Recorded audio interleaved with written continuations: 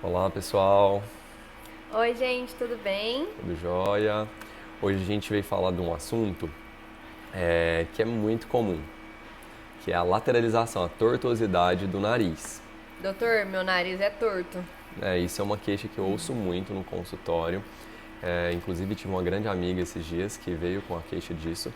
E eu queria mesmo instigar as pessoas a se observarem e uma parcela grande dessas pessoas, além de se observarem, se aceitarem, né, com um nariz assim, tá? Tem duas causas principais para o nariz ser torto. A primeira, mais fácil de ser inferida, é batida, trauma, né? Às vezes o nariz fica torto porque quebra osso ou mesmo a cartilagem que fica quebrada e não foi corrigida corretamente. Muitas vezes a pessoa não teve acesso a um otorrino especialista para fazer essa correção e o nariz colou, né, os ossos cicatrizaram daquela forma mais torta e ficou assim, né? Uma outra causa, hoje, É, que nesses casos de trauma, então é importante, assim, se você... Quais são os sinais de se o paciente bateu o nariz, quando ele deve procurar o otorrino? normalmente uma batida mais forte mesmo, não é uma batidinha qualquer que você esbarra no sofá. Segundo, que normalmente as fraturas têm sangramento associado, né? O nariz sangra. Muitas vezes faz inchaço do nariz. E algumas vezes também essa tortuosidade já é percebida ali no momento. Bateu, o nariz já ficou torto na hora ali pela pancada, Então, né? muita luta, né? Jogo de futebol, brincadeira de criança. Então, Isso. várias são as causas da tortuosidade traumática, né? Do Isso. nariz.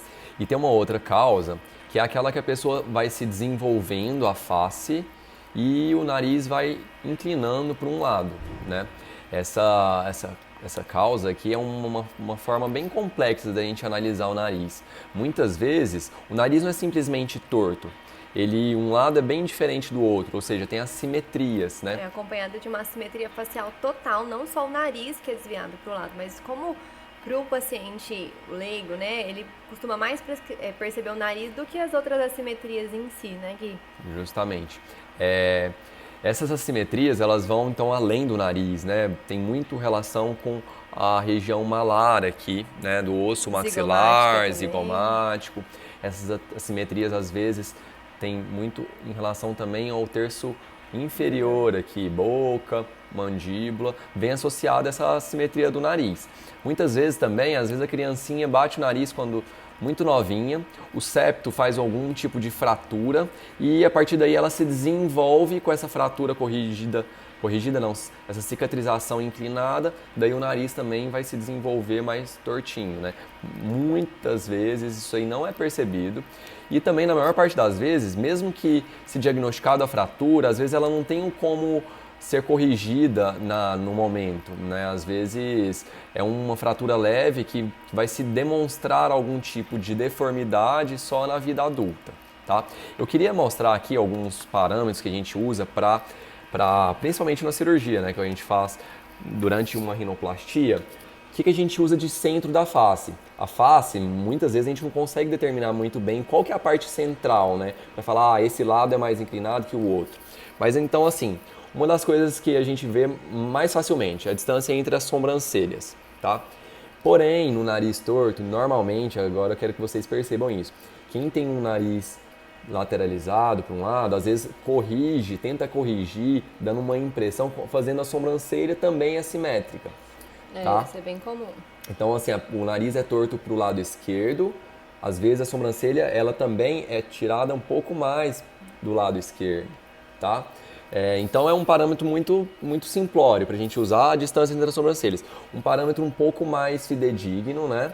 É a distância entre os cantos mediais dos olhos. Então fazer uma linha entre esses cantos aqui é essencial. Um outro parâmetro que a gente usa, né? Eu gosto de usar todos esses assim na cirurgia, eu sou meio sistemático. Então, o arco do cupido aqui, a região central do arco do cupido, também é um outro parâmetro para a gente pensar aonde que a ponta deveria estar. E uma outra parâmetro é entre os dentes incisivos centrais, tá? No nariz a gente vê, principalmente em fotos assim que a gente tira, duas linhas estéticas nasais dorsais, que vêm do canto da sobrancelha e terminam aqui na ponta do nariz, que são os pontos de maior luminosidade, né? Que fazendo a linha estética dorsal do lado de um lado da Juliana. E deixa eu vir um pouquinho aqui, Ju, fazer do outro lado aqui também.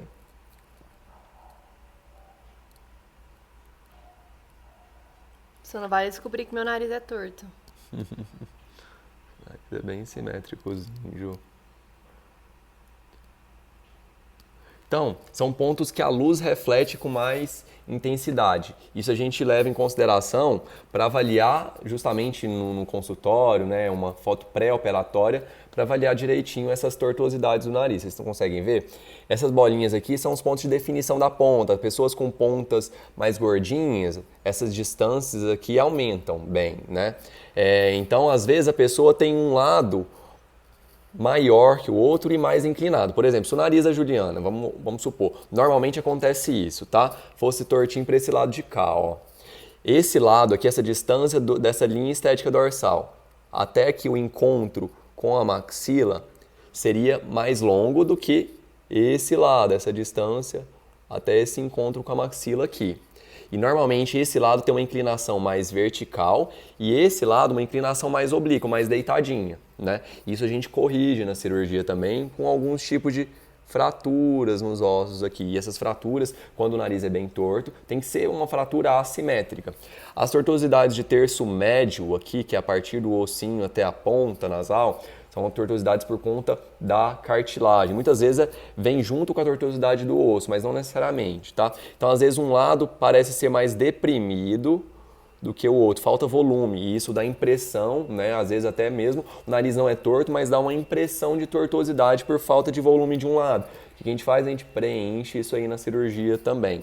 E as tortuosidades de ponta, às vezes a ponta é direcionada por um lado, muitas vezes pela posição do septo nasal lá dentro, que fica aqui deslocado em relação à espinha nasal anterior, que é uma proeminênciazinha óssea que a gente tenta direcionar também durante a cirurgia. É assim, o objetivo desse vídeo é mostrar algumas causas, né, de nariz torto, né, de laterorrenia. E muita gente acha que é só o desvio de septo, que o septo está alterado e por isso tem alteração do nariz. E é muito mais complexo. Isso, né? vai muito além. E as pessoas habilitadas para fazerem esse tipo de cirurgia têm que ter na mão várias técnicas cirúrgicas para serem empregadas numa mesma cirurgia para conseguir um resultado adequado.